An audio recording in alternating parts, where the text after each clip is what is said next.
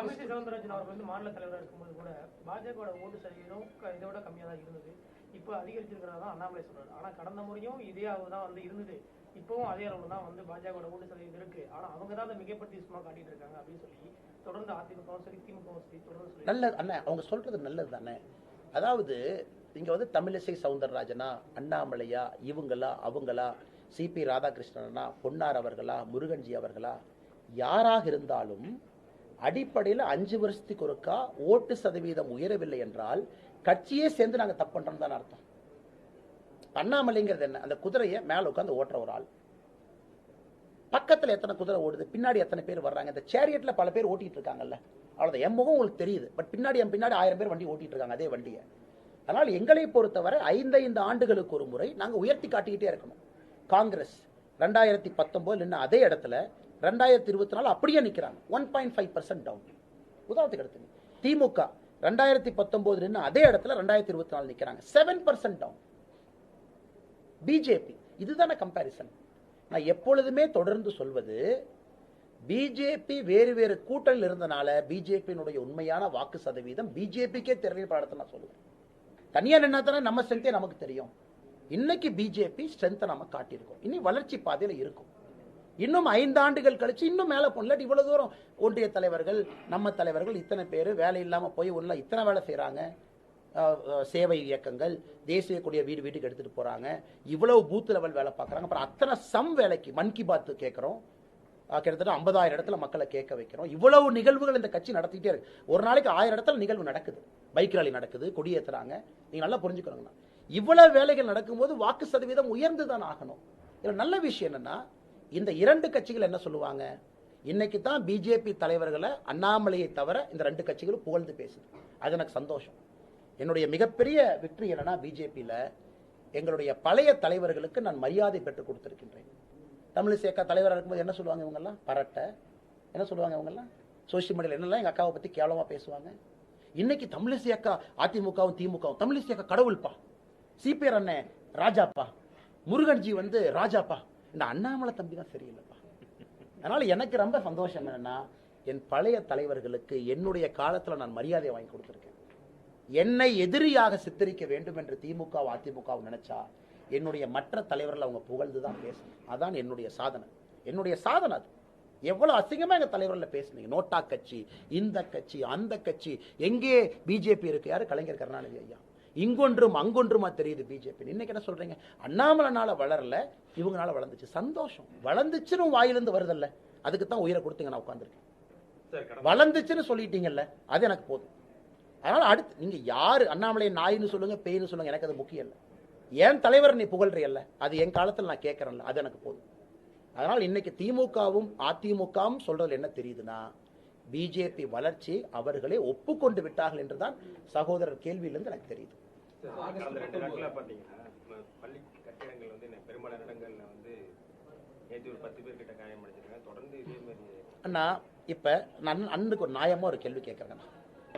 மொடக்குறிச்சியில நாங்க கேந்திரிய வித்யாலயா கொடுக்கறதுக்கு தயாரா இருக்கும், ஏன் லேண்ட் கொடுக்க மாட்டீங்க? நான் மொடக்குறிச்சியில் உட்காந்து அந்த கேள்வி கேட்கிறேன். நாங்க கட்டி கொடுத்து, நாங்க அட்மிஷன் கொடுத்து, நாங்க புதியவர்களுக்கு கேவியில் அட்மிஷன் போறதுக்கு தயாரா இருக்கும், ஏன் கலெக்டர் ஆஃபீஸ் லேண்ட் கொடுக்க மாட்டீங்க? Second, PM Shri school 46,000 school இந்தியாவில் கட்டுறோம். 46,000 பிஎம் ஸ்ரீ ஸ்கூல். நரேந்திர மோடிங்கிற பேரே அதுல இல்ல, பிரைம் மினிஸ்டர் ஸ்ரீ ஸ்கூல் அப்படின்னு இருக்கு, ஏன் அனுமதி கொடுக்க மாட்டீங்க? நாங்க இன்னைக்கு நவோதயா பள்ளியை தமிழகத்துக்குள்ள கொடுக்கறதுக்கு தயாரா இருக்கும், ஏன் அனுமதி கொடுக்க மாட்டீங்க? சார் நவோதயா பேர் வேண்டாமா, காமராஜர் ஐயா பேர் வச்சுக்கலாம், நோ ப்ராப்ளம். எம்எச்ஆர்டி மினிஸ்டர் நம்ம தலைவர்கள்லாம் இங்க இருக்கிறோம், எம்எல்ஏ அம்மா இருக்கிறாங்க, கூட்டிட்டு போய் ஐயா தமிழ்நாட்டுக்கு மட்டும் காமராஜர் ஐயா பள்ளின்னு வையுங்க ஐயா, நாங்கள் காலில் விழுந்து பர்மிஷன் வாங்கிட்டு வந்துடுறோம், ஏன் கொடுக்க மாட்டீங்க? ஸோ மத்திய அரசு கொடுப்பதற்கு தயாராக இருந்தும் தமிழகத்தில் பள்ளிக்கூடங்கள் தரம் இல்லாம இருக்குன்னு தெரிஞ்சும், பள்ளி கட்டடங்கள் கூரை மேல பேத்துக்கிட்டு உழுவுதுன்னு புரிஞ்சும் கேந்திரிய வித்யாலயா அனுமதி இல்லை. அது எம்எல்ஏ அம்மா மொடக்குறிச்சி தொகுதிக்கு மேல போய் அனுமதி வாங்கிட்டு வந்தாச்சு. அவங்களும் போய் கலெக்டர் ஆஃபீஸ் போய் கை காலில் விழுந்து லேண்டை கொண்டு போய் கொடுத்தாச்சு. இவங்க கொடுக்க வேண்டியது கன்வர்ஷன் சர்டிபிகேட், அதுக்கும் தயாரா இல்லை. கேந்திரிய வித்யாலயா வந்தா யாருன்னு நடுத்தர மக்கள் குழந்தைகளுக்கு தானே எங்க அட்வான்டேஜ். நவோதயா பள்ளிகள் 4 எம்எல்ஏ ஸ்ட்ரைட்டாவே 4 சாங்ஷன் பண்ணி கொடுக்குறோங்க. ஃபர்ஸ்ட் நம்ம 4 எம்எல்ஏ யார் இருக்காங்கன்னா தொகுதிக்கு 1 டே 1 இவங்க எஸ்ன்னு சொல்லிட்டு முதல் நாள் 4 கொண்டு வரோம், அதுக்காக 50 100 கொண்டு வரோம். காமராஜர் ஐயா பேர் வைக்கிறதுக்கு நாங்க ஒத்துக்கிறோம். காமராஜர் ஐயா பேர் இருந்தா தான் சரியான பேர். இவ்வளவு நாங்க பேசியும் கூட நீங்க சொல்லுங்க, நான் சொன்னதுல ஐடியாலஜி எங்க இருக்கு? பிஜேபி எங்க திணிக்குது? எங்கேயுமே இல்லையே. என்ன பிரச்சனை உங்களுக்கு? அப்படி இருந்தும் குழந்தைங்க நாசமா போட்டும், நடுத்தர குடும்பத்துக்கு தரமில்லாத கல்வி கிடைக்கட்டும், ஆனா பிஜேபி உள்ள வந்துடக்கூடாது, மோடி ஐயா ஸ்ரீ பள்ளி வந்துடக்கூடாது, 46,000 பள்ளி இந்தியா ஃபுல்லா கான்ட்ராக்ட் பண்ண. எப்படி மாத்தி பேசுறாங்க? சமகிருக சிக்ஷா ஃபண்டு கொடுக்க மாட்டாங்க. சமகிருக சிக்ஷா ஃபண்டு கொடுப்பதற்கு இத்தனை காலமா வருது. பிரச்சனை என்னன்னா சர்டன் கண்டிஷன்ஸ் அவங்க ஏத்துக்கணும், which is part of the new education policy. 3 மொழி பிரச்சனை. உலகத்துல எல்லாம் 3 மொழி படிக்கிறான். இன்னைக்கு ஐஐடி ஐஎம் எக்ஸாம்ல எவனை பாஸ் பண்றான்? தெலுங்கானால பாஸ் பண்றான். தெலுங்கானால பாஸ் பண்றான். நீங்க என்ன வேணாலும் நீங்க இன்னைக்கு ஒரு எலெக்ஷன் தோத்துருக்கலாம். ஜெகன்மோகன் ரெட்டி கல்வியில பண்ணிருக்காரு. ஒரிசா நவீன் பட்நாயக் கல்வியில பண்ணிருக்காரு. இன்னைக்கு போய் ஐஐடி சிவில் சர்வீஸ்ல எந்த மாநிலம் டாப் பண்ணுதுன்னு பாருங்க. எந்த மாநிலம் பள்ளி கல்விக்கு பணம் கொடுக்கறாங்களோ அந்த மாநிலம் மேல போக ஆரம்பிச்சிருச்சு.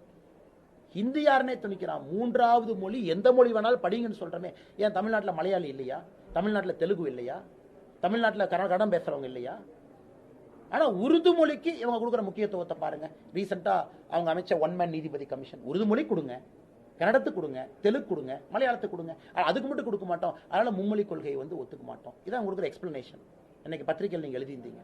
பிஎம் ஸ்ரீ பள்ளி என்ன தப்பு பண்ணுச்சு? இந்தியா முழுவதும் 40,000 பள்ளி போதுன்னா அந்த குழந்தைங்க ஐஐடி கிராக் பண்ணுவான், அந்த குழந்தை ஐஏஎம் கிராக் பண்ணுவான், நம்ம குழந்தை என்ட்ரன்ஸ் எக்ஸாமுக்கு பயந்து வீட்டிலே உட்கார்ந்து இருக்கணுமா? அதனால இதை மாநில அரசு புரிஞ்சுக்கணும், மத்திய அரசோட கை கோர்க்கணும், கேவியை விடணும், நவோதயா விடணும், பிஎம் ஸ்ரீ பள்ளியை விடணும், தமிழ்நாடு முழுவதும் பட்டி தொட்டி எல்லாம் அந்த பள்ளியை கொண்டு வரணும். இன்னைக்கு ட்ரைபல் ஸ்கூல் நம்ம நடத்துறோம். தமிழ்நாட்டில் பார்த்தீங்கன்னா ட்ரைபல் குழந்தைகளுக்காக நம்ம ஸ்கூல் நடத்துறோம். 7 ஸ்கூல் இருக்கு மத்திய அரசு. அங்க மட்டும் நீ ஸ்கூலை விடுற, ஏன் மற்ற இடத்துல விட மாட்டேன்? இதே நான் மாநில அரசு கேள்வி வைக்கிறேன். நீ ட்ரைபல் குழந்தைங்களுக்கு ஸ்கூல் விடுற இல்ல, மற்ற குழந்தைங்களுக்கு விடு. இன்னைக்கு நம்ம கிட்ட படிக்கிற ட்ரைபல் குழந்தைங்க பெர்ஃபார்மன்ஸ் நீங்க பண்ணுங்க. தமிழ்நாடு அரசுக்கு நான் சேலஞ்ச் பண்றேன். மத்திய அரசு ட்ரைபல் ஸ்கூல்ல படிக்கிற குழந்தைகள் மார்க்கும் ஆவரேஜ் மார்க்கும், மாநில அரசு பள்ளியில படிக்கிற ட்ரைபல் குழந்தைகள் ஆவரேஜ் மார்க்கையும் பாருங்க, மத்திய அரசு மேல இருக்கு. அடிச்சு பிரிச்சுட்டு இருக்காங்க அந்த குழந்தைங்க. நீட்டெல்லாம் அடிச்சு பிரிச்சுட்டு இருக்கிறாங்க. அதனால் தமிழகத்தை பொறுத்த வரைக்கும் இவனுங்க விளங்க விடமாட்டாங்க. இப்படியே பண்ணி பண்ணி கல்வி அடைச்சு, கல்வி வரக்கூடாதுன்னு பண்ணி பண்ணி குழந்தைகள்லாம் படிக்காம பண்றாங்க. அதனால எங்களுக்கு பெரிய கோபம் இருக்கு. இதையெல்லாம் 2026 மக்கள் பார்ப்பாங்கன்னு நாங்க நம்புறோம்.